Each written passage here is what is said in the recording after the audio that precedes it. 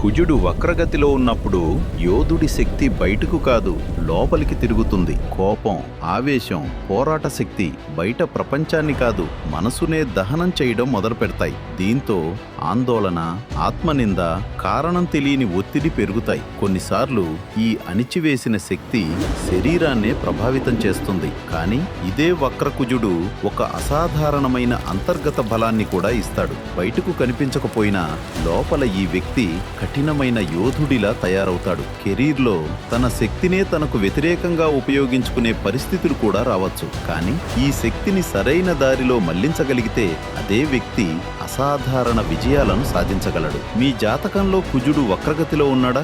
దాని ప్రభావాలు, పరిహారాలు, మీ జీవితంపై దాని అసలైన ప్రభావం తెలుసుకోవాలంటే దోష నివారణ యాప్ను ఇప్పుడే డౌన్లోడ్ చేయండి.